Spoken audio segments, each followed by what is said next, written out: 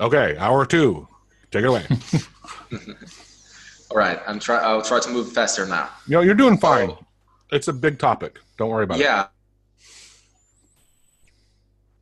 It's a very broad subject about it, and get better and better, and that's how you actually end up developing a self-driving car. An example, you have to know a lot. But with this example in the tutorial, I think I'm quite close to be able to jump to a next example, considering handwritten digit recognition, and I'm gonna try to do this later on. But anyways, cool. It's not yet. This is the basics. And with this, you can do a lot, but there is more to learn. So let's go. Anyways, in my tutorial, I do cover step by step most of what comes into designing this neural network that will answer this question. All right. So from these 4 samples, I have to acquire the correct weights to process this unknown input. I do not know what 100 is. The code does not seize it until it is finished. And then it uses whatever it got from these 4 in order to get an answer for these last one. So these are training samples, and this is a validation sample. If we do it right, it will be able to account for this validation sample. It will be able to answer it and answer it correctly. And that's what we're going to do now. We're going to design the code that will do this. I have it here. This is the code. This is actually a translation from a code written by Miller, Spencer, Harper. I have the credits and the link in the tutorial if you're interested to know. His code was in Python. And this is an AutoHotkey so that we can better read it since we're more used to AutoHotkey. So let's get back to the code. This is the code. It's a very short code, 60 lines long, 65, 66 at most. Okay. What comes into it? It's the very same thing that I did here, but I'm going to do in AutoHotkey code. So first, the preparation steps. I'm going to get random weights. In this case, the weights are between -4 and 4. So the very first set of weights is just random. It's a random hypothesis that I'm going to use to move on, to improve them later on. And then after setting an initial set of weights, I also get an array of, it's a matrix that is composed of the training inputs and the expected outputs in another matrix. And what we're gonna do is we're gonna use matrix because it's easier to make multiplications and additions like we did here, which is what calculates the results. So multiplying matrices is much more convenient when dealing with neural networks. The rules for multiplying matrices are very simple, very easy to learn.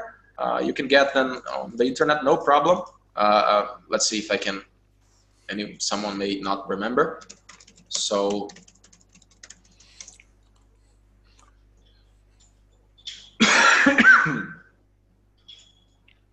when I get the weights and the expected answers and the inputs as well in matrix form, you will see, because matrix multiplication goes like this: 1 times 2 plus 2 times 1. 2 times 1 equals 2. 1 times 2 equals 2 plus equals 4. It's this one. Okay? 1 times O plus 2 times 2 will yield me 4. Just a second, see what's called. Okay. So 1 times 0, 0. 2 times 2, 4. That's the result here. And so on. Then 3 times 2 plus 4 times 1 will yield 10, and so on. If anyone has questions about this, feel free to ask. It's available everywhere. Anyways. All right, so when I get everything in matrix form, which allows me to easily do this multiplication plus addition algorithm, I'm going to design a loop, and this loop is going to do that which I said here. It's going to have an outer loop, which will loop for each set of training weights, and an inner loop, which will loop through each sample in these training samples. Okay, so in here I will loop 10,000, do 10,000 iterations of training with these samples here, which are these four.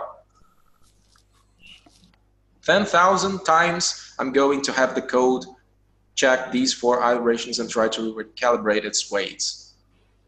And these loop 4 is just because it's looping in each of these 4 samples.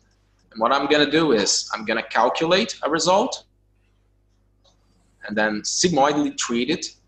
A sigmoid function is a function that gets any possible value between minus infinity and positive infinity and places it between 0 and 1. And it's very good because it allows you to, an example, if you have huge numbers as the calculated output, it will just place it between 0 and 1, so it will normalize that series. And it also allows you to get some curve. This will later on be used in multi-layer networks to account for non-linear problems. Anyways, moving on. The adjustment of the weights follows the same rule that we have set here. We are basically calculating the error here, so the expected output minus the calculated output, and then we are multiplying this error with the training input, and then finally we are multiplying it with the gradient of the sigmoid, which is what we got here with these initial weights. So the weights are going to be recalculated using the error, the input, and this sigmoid gradient, just because we want the results to be between 0 and 1, okay? This is what's important. Error times training is added to the weight. And this is going to be done for each of the 3 weights. Okay, once we do the 10,000 iterations, we get a set of weights, a new set of weights that has been recalibrated like 40,000 times. 10,000 times 4.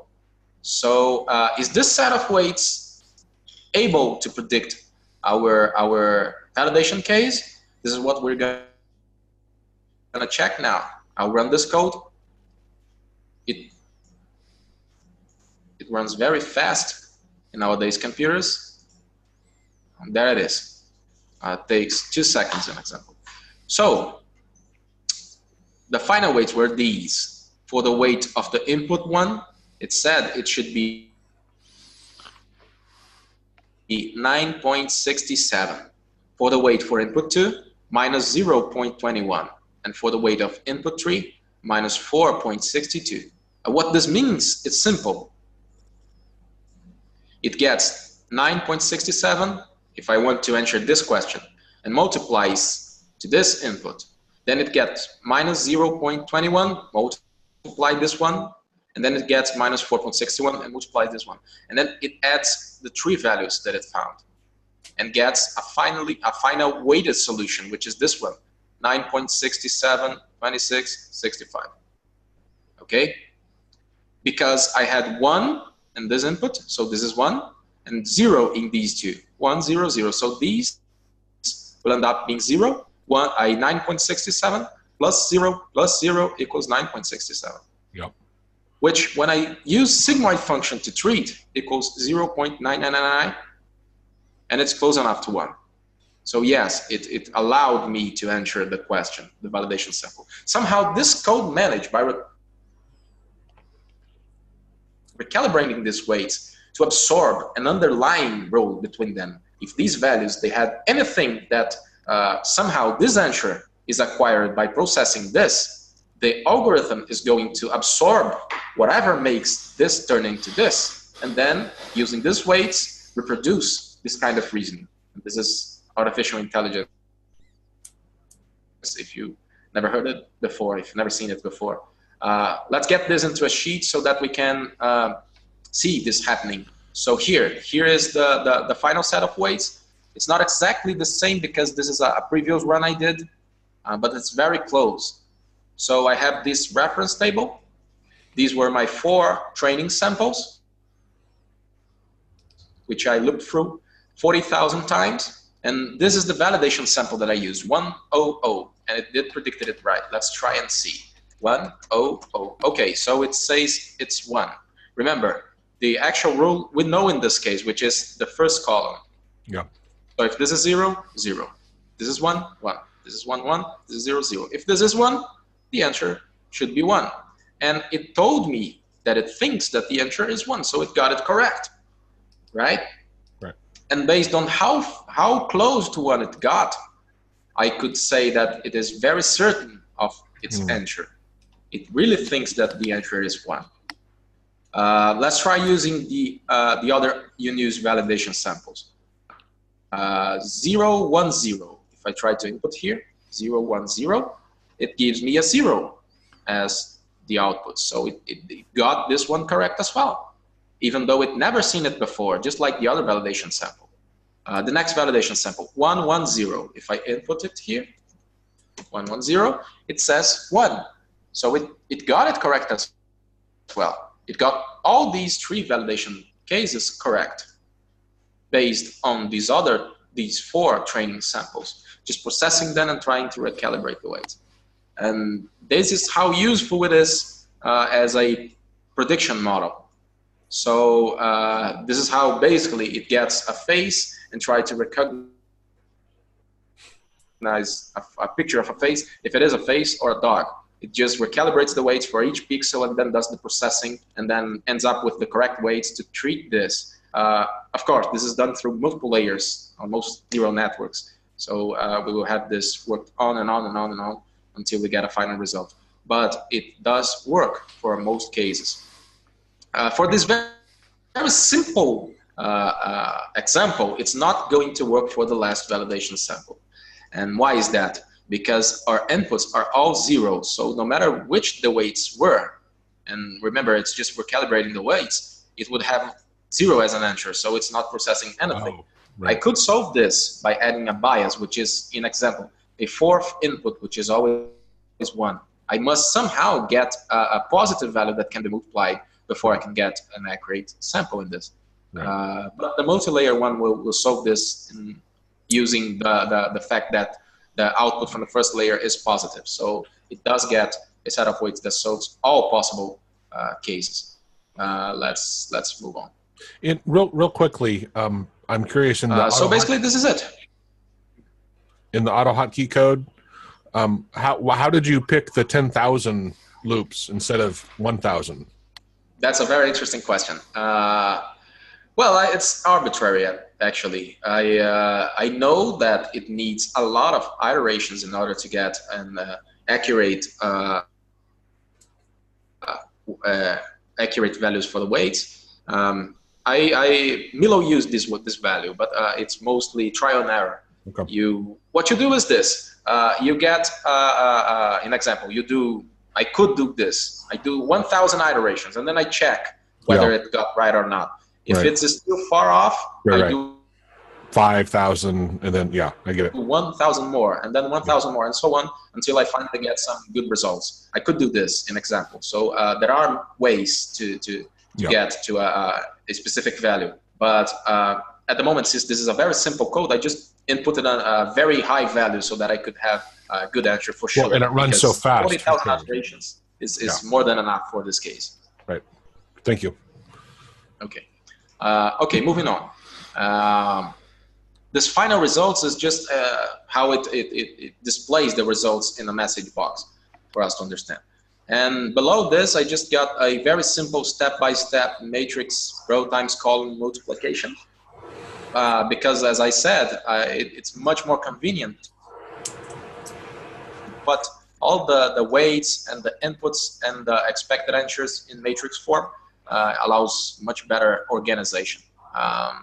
Okay, so this basically covers how we did the most basic neural network possible, which is the perceptron. It's this model here, which basically just solves linear problems. It does not solve nonlinear problems yet, but it's very powerful already. It can predict many different things. If you're into history, it's been designed for the first time around the 1950s, I think. And it's not a full-fledged neural network that we would use today, but it's a very interesting algorithm that will be a step in our study of neural networks. And the next one is going to be a full-fledged neural network, which is the multi-layer example that I have put as the second part of the tutorial. Do we have time to cover that as well? Yeah, I mean, I think there's a lot of people here. I think they're loving it. Yeah, yep. Sure. Okay, so into the multi-layer.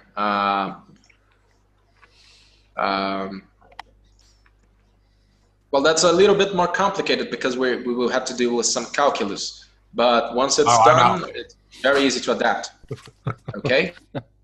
Yeah.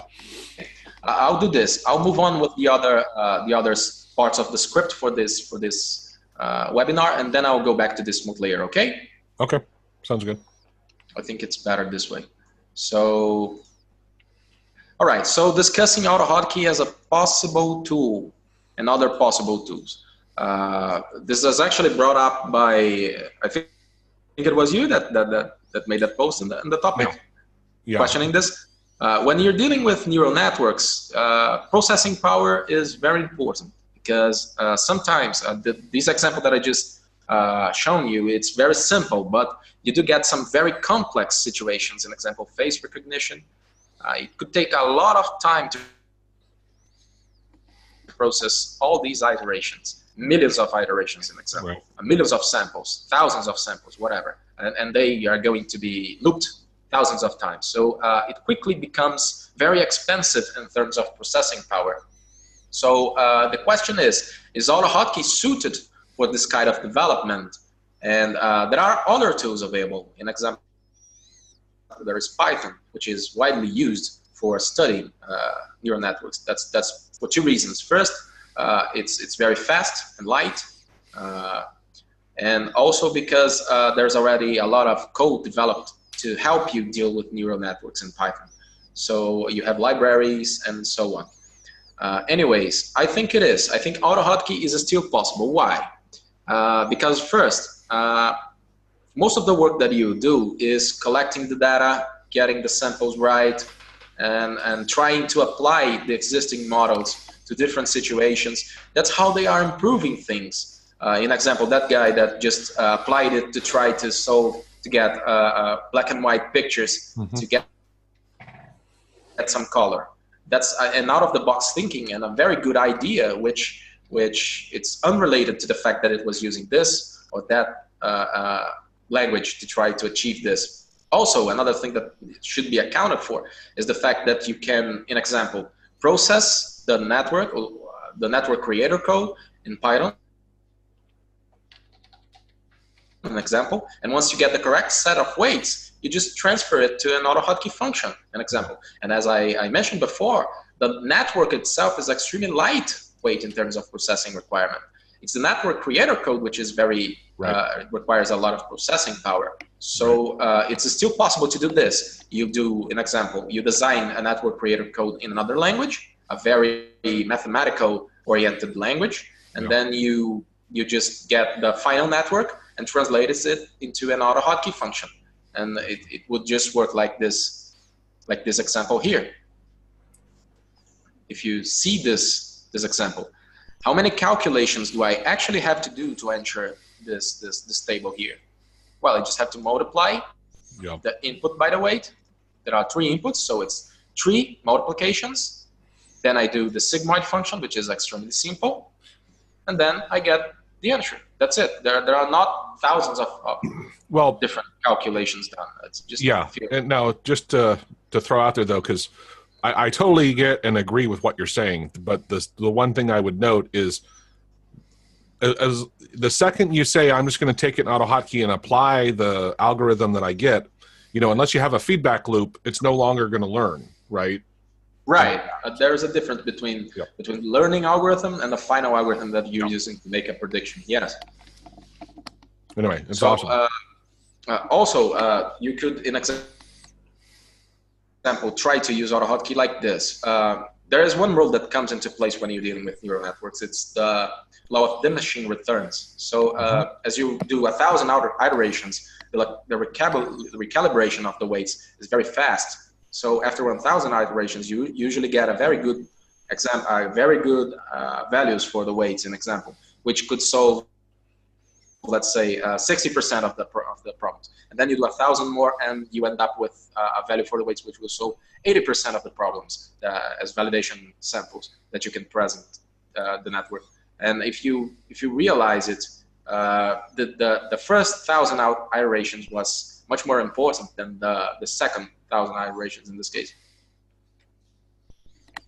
So this does happen when it comes to neural networks. So if you can, in example, run a code and then just see how far it's going, you can kind of predict the final results. You can see whether it's going above the 90% accuracy or not, which is usually what we get with neural networks. You never get 100% accuracy when it comes to task life, handwritten recognition, but even humans will not be able to ensure every possible captcha or something like this. So neural networks are very powerful. And talking about captcha as an example, some neural networks are more powerful, or have superhuman powers when it comes to solving captchas nowadays. This is just a curiosity thing, but it does go well into the 90s, 98, 99%, sometimes 99 point something. And you can just, if you get to a level to which you can freely script your code, yes, you can use AutoHotkey, because what's important is trying to find these other ideas. It's almost as if we were in the 70s when it comes to programming. You had these new tools, and nobody had done a lot of things for games, for programs to allow managers to run some shop or something.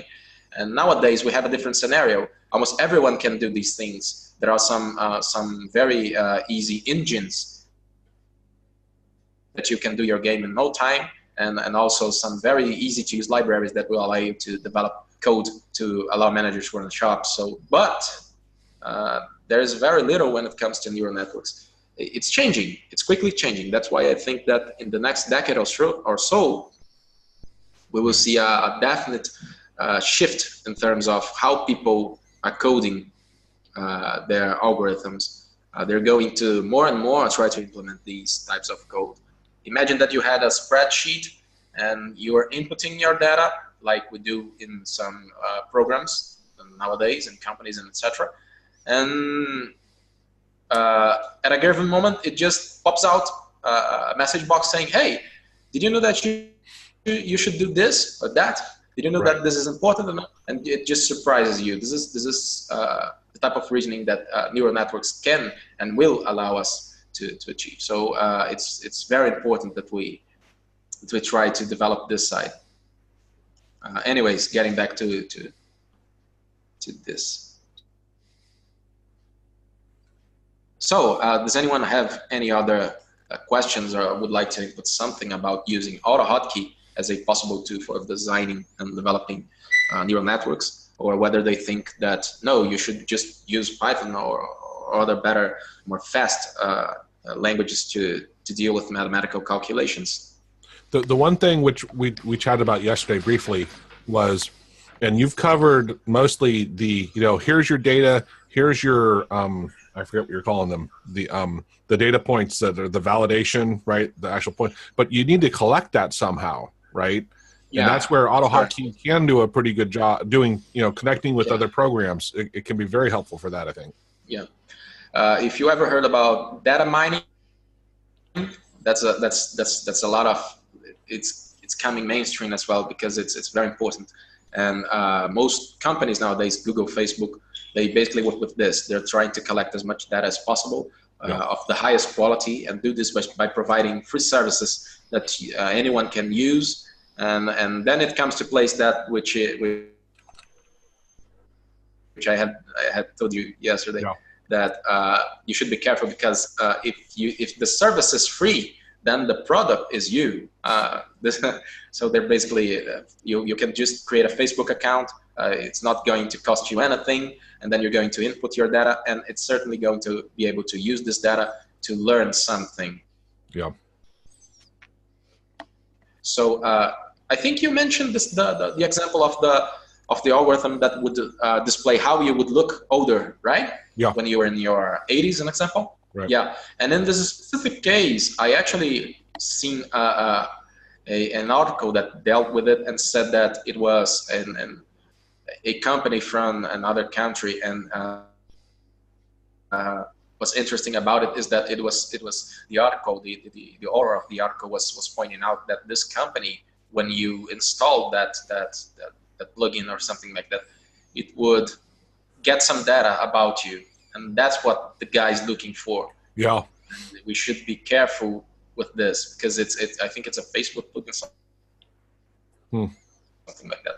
And as soon as you install it, it gets your data, and nobody was paying attention to this. I'm not saying that they're going to do anything with these data, but it's certainly how we can, in example, what people are doing to mine data, get bulk data in order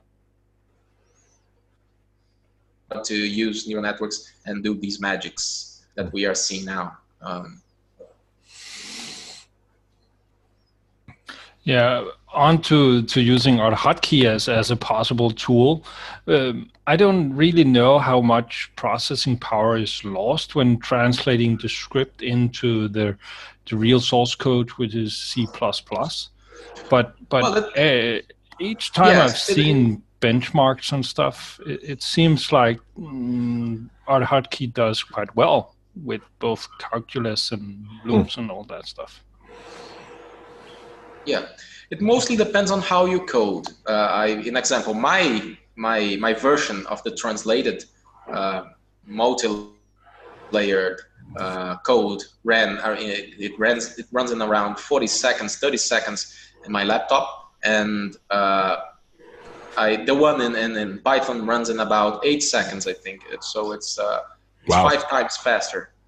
But it may come into place the fact that Python has a lot of libraries that will deal with the matricial multiplication example, and I had to simply code some blunt functions to do this. So how you code that algorithm also comes into play here. So if you do some work on optimizing your code, it will certainly yield better results. It doesn't really matter if it's AutoHotkey or another language. Yeah, actually, what was that in the UiPath article where someone had benchmarked a couple other automation tools, and then they benchmarked AutoHotkey, but the person they didn't know AutoHotkey that well, and so their approach was not optimized, right? And it's a very valid point. Yeah, it's good, and it's great that you pointed out, because that's basically it. It's very hard to benchmark exactly because of that.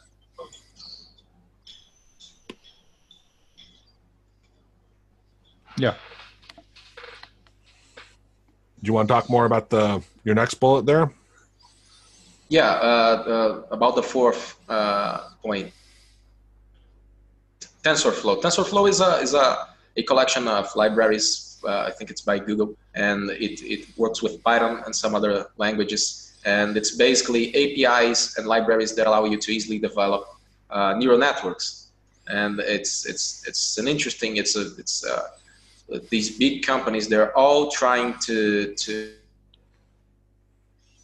aggregate these thinking minds, the top developers, and that's one of the way they do it. They provide some very good tools if you're trying to develop neural networks. Maybe worth to check out if someone is into it and wishes to do this deeply. So just discussing this as another tool. So let's move on to the next point. A brief talk about some existing online courses. Okay, when I was learning about neural networks, I visited many sites. I did a lot of Google searches and watched many videos. There are some very nice channels in YouTube that will teach you most of what's into neural networks, and you can also search for specific subjects, recursive neural networks, convolutional neural networks, and all other topics. And it does a perfect job. It allows you to really learn a lot. It will aid you into acquiring the capability to design neural networks. Also, there are some online courses that I have come across. I did not do these, but if someone's more into this type of learning schedule, taking a course or something like that, I could point out a few: Udacity, Udemy. These have some degrees in machine learning, and they will also cover neural networks. I'm not making marketing here. I don't even know what everyone says. Yeah. Anyways, some of these courses will take 6 months, while some are extremely fast, just a few hours. It's more like there are different prices as well. Anyways, if someone is into learning this to become a professional at coding neural networks, it's nice to know that there are online courses that you can go to and get a degree even if you want to. So that's just an example. Let's see the next one. Jobs. That's a good point. Well, we were discussing that neural networks are mainstream nowadays, as well as other machine learning algorithms. So what about jobs? If the companies are so interested in people that know how to program these, do they offer you something for your time? Sure they do. As an example here, I have an article by Forbes, which states that, hold on a second. I can tell you as a data scientist, or I should say ex-data scientist, because I just don't want to do it anymore, but it is such a high demand field right now. It's crazy. There's a huge demand. In fact, Yep. This article by Forbes, look what it says. It says that the data scientist is the best job in America according to Glassdoor's 2018 rankings. Yeah. So there are many jobs in the 6-digit scale at the moment in many different companies. I visited Microsoft's website, and if you go into the opportunities or jobs tabs, it will be listed there. They are looking for people that are very good at coding neural networks.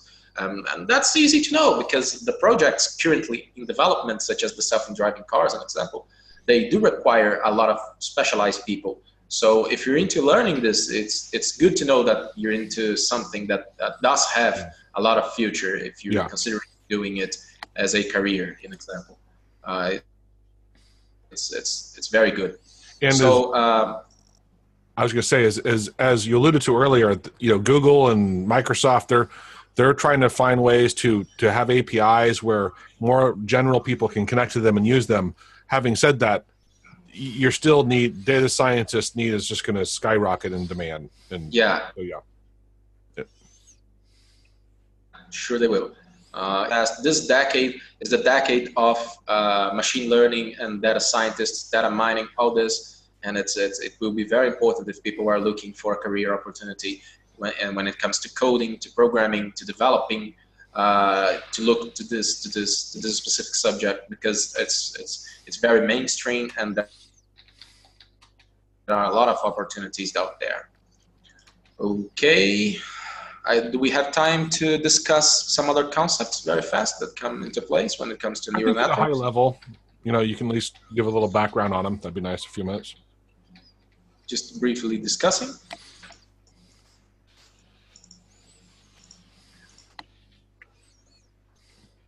All right, so this is a list of simple terms that you can search if you're looking for, let me do this, if you're looking for learning what it comes to developing neural networks. Bias, the bias is a value that you add or subtract or just an additional input that you put into the calculation, to the recalibration of the weights in order to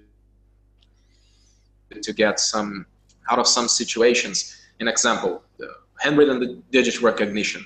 So you have that pixel at very way off in the image, and it's probably never going to hold any any reasonable value in it, and it does have a value, and you're going to use a bias to cut that out of your calculation early on, so that you don't lose a lot of processing power trying to account for that. So let me try and explain this here better.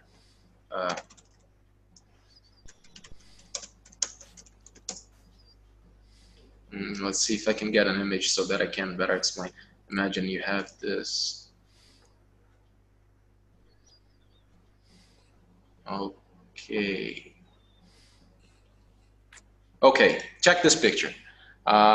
Maybe if you're trying to design a neural network to understand that this is a 6, an example, you will be aware that this pixel right here in the left uppermost place, it's not that important. And sometimes it does hold a value. So these pixels are the most important. And using a bias, you can create a threshold that will quickly eliminate the calculations for these things. That's an interesting concept that you will see a lot when it comes to neural networks. What else? Activation functions. The step functions we used in the sheet early on, they are rudimentary examples of activation functions, which will basically take the calculated results and put them into a better, something that holds a better meaning for the final answer. And the activation functions that you can see people using are using step function just for the most basic of samples. You can also see sigmoid function and the ReLU algorithm, the ReLU function. It's also used a lot. It may be worthwhile to read something about that. Learning rate, as I exampled in the first sheet, you should not recalibrate the weights bluntly in a single sample, because if you do this, you will lose most of what you acquired from the previous recalibrations. So you have to just shift the weights a little by little, so that you're trying to account for every possible situation. An example here. Imagine that I am coming here with my current function, and then I recalibrate it absurdly, and then I go here. It's wrong. So if I just try a little bit, and then a little bit, and a little bit, and a little bit, I may end up with a correct answer. But if I do it bluntly, I may end up with something completely not right. It may be right just for one sample, but not for all the samples. You know what that makes me think of is when you play a guessing game with someone, you say guess a number between 1 and 1,000, you know, and of course the first one, I'm going to guess 500, but some people will guess like 4, right? And you're like, oh, you know how long you're going to have to guess, because you're not doing a good job adjusting to the new information that you get. Yeah, Exactly. it's higher, Exactly. and then they'll guess 900 or something, and still way far off. Right. Yeah. There are these television programs, and they ask you to tell the price of a given good, and somebody said $3, and then somebody else comes and say $5. That's pretty stupid. Why don't they just say $3 1 cent? Yeah. Because whatever value is, even if it's $3.50, $3 1 cent Right. is closer, but $5 will make a miss. So the rate of adjustment is very important. Those are some very good examples from the real world. So cost function is how we measure where we are going with these iterations. So just like I said, after 1,000 iterations, am I closer to the final answer, to the correct set of weights? The cost function will allow me to see this, and also to adjust my weights in some neural networks. There are some different ideas that have been implemented. An example, in these two networks that I have used in the tutorial, we are adjusting for each and every sample. But sometimes they do batch processing, in which they adjust the weights only once every X samples, an example. That does come into place because of processing power limits. So it's worth to know that cost function is a key term to study when it comes to neural networks. Multiple layers is how we get the neural networks to answer some more intricate problems.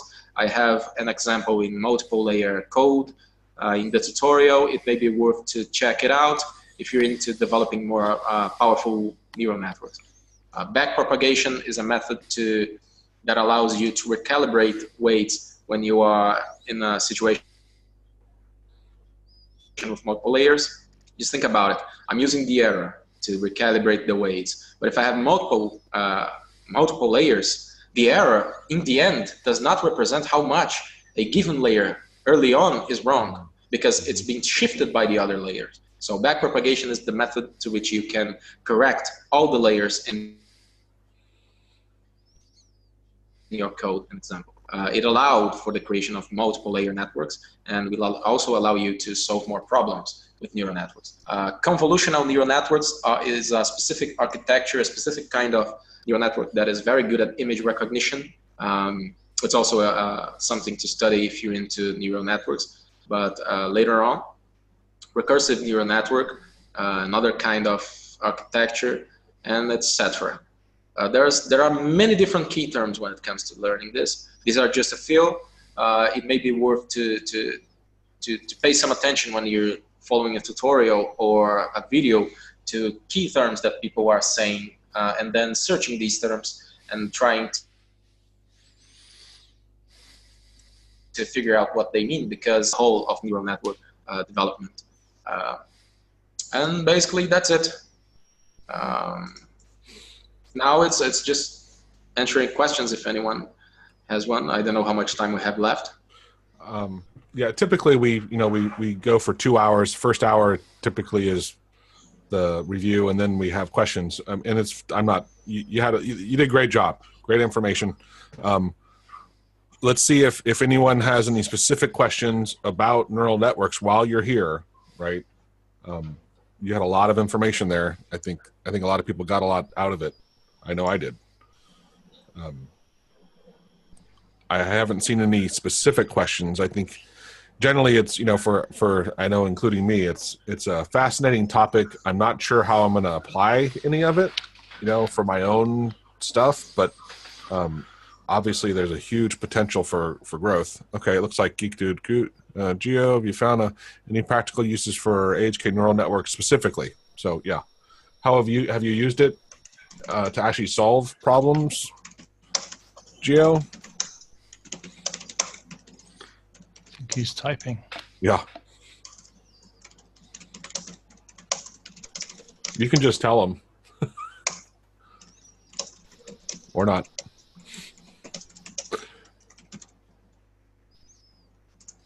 Jackie, did you have any? Yeah, I haven't actually used it for anything, but every time I see this, read this, hear about it, I try to think of some use or some case where I can collect enough data to make a training sample. And that's what I'm actually finding hard, because when seeing all of this, it makes enough sense for me to somehow use it at a later point. But I don't really have any data samples that I can apply training to for the cases that I have.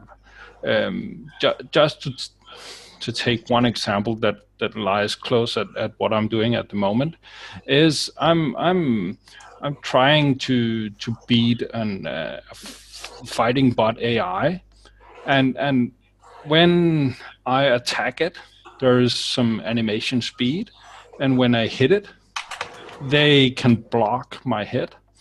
And if they block it and return an attack, the timing from their attack to be returned to me so that I can parry them, that timing is actually quite hard for me to get right. And I need to see my bot do this a lot of times. And I can adjust it by a little each time, but the amount of adjusting that I need to do is just 20 milliseconds here and 20 milliseconds there. It just takes so long.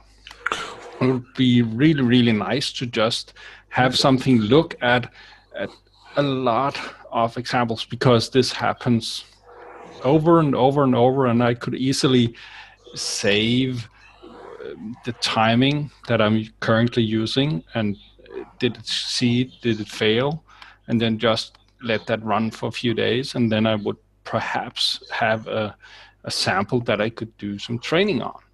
That's where I'm currently at. Yeah. That example that you're saying is very interesting. I actually saw a video.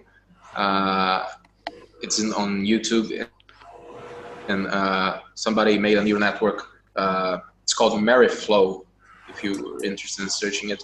And what it did is this: it used supervised learning to get a network that would resemble its way to play Mario Kart. And what it did is it recorded 15 hours of play in Mario Kart. The programmer was playing, and then it used this as an input to the training, as a training data set for the neural networks. And what is interesting is that it covers all the process until it finally gets a neural network that is able to play somewhat like the programmer. And the most interesting thing is that it was able to obtain a gold medal in one of the cups. If you know Mario Kart, how it works, it's a racing game from Super Nintendo, very old. And what is interesting is this: the network is playing the game once it's finished, and it does resemble a lot like a normal human. It does not know what winning a race is, but since it makes accurate predictions about what kind of input would a human do in each situation. Example, press the right button, accelerate, turn on, activate the brakes, and it just mimics these based on these 15 hours of recording, and it's able to play quite human-like. It's very interesting. There is sorry, but this example in YouTube. It dawned on me earlier when you were showing your diagram with the red and the green, or reversed, green on top, red on the bottom, and how a human could look at this and very quickly infer, given a number, where it would be, the answer. And that's the problem I have with saying artificial intelligence, because it isn't really, to me, intelligence. It's more like a Darwin evolution. It just has to try stuff and see if it succeeded or failed, and then nudge it and try it again and try it again. And it quote unquote learns because it figures out what works and what doesn't work, but it can't intuitively come up with something with no data to have a better guess. But I mean, humans probably do the same thing. It just, we have so many other things that we can extrapolate off of, so we can infer, easier, or I don't know, but yeah. I think it's important to consider that neural networks, they were inspired by biological neurons, an example, and brains and etc. But they're not exact copies. Yeah. Our brains are very complex. They have chemical signals and so on, and Sure. neural networks do not have these. But anyway, they try to make mimic the way we learn by getting different, trying to acquire these patterns, these underlying rules, by making wrong predictions and correcting them, and so on. But when it comes to humans, it's important to realize that our brains are just huge networks with hundreds of billions of connections.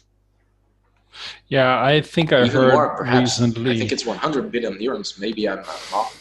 Yeah. About synapses that must amount to trillions or so. So, anyways, we have all been trained for decades. So when we get a new problem, even though it's a new problem, we probably already faced something quite similar decades ago, and that's why we do have this intuition. But that's just I'm just trying to hypothesize here, because I really cannot say that the neural networks are anywhere like human reasoning. It's just inspired by what we have learned, but we don't know a lot about how the brain works. So there is a difference, a huge difference, when it comes to how humans think and how a neural network achieves its conclusions. Yes, And you can see this because there are lots of architectures and different models. So they're improving it. It's not a finished model. It's not like they're saying this is like a human, the way humans think. No, it's not like that. It's just something that has been in recent times. They have actually gotten better at viewing into how the brain works, and some of the stuff like the weighting of things between two neurons, that's something that actually happens. The connection between neurons is actually stimulated, and if it's stimulated enough, it becomes more prone to actually be the one used. So that's exactly. Hey, and I'm going to do my best here. Anandashkrishnan, I'm sorry. I wanted to know about how would you approach using autocorrect with using ANN to solve it?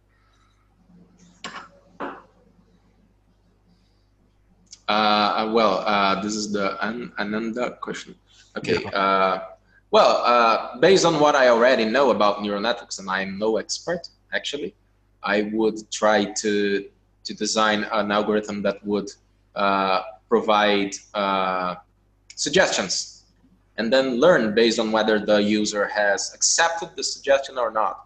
So if someone is typing in example WOR, and then I suggest that the code suggests word, and then the user does not pick up that suggestion and writes a different word, then it defines this as an error and then tries to learn from it. That's basically how I would try to design this, but it's just a brainstorm right now. I haven't ever designed something like that at the moment. Although I know there are these type of algorithms designed by other people. Yeah, Jackie and I, we were talking about that. I forget it was the last webinar or whatnot, but Gmail, and LinkedIn, and they're often offering up what they think your reply will be, and often it's pretty darn good. Yeah. They're getting better and better at those pre-formulated answers. That's for sure. Were there any other questions on neural networks?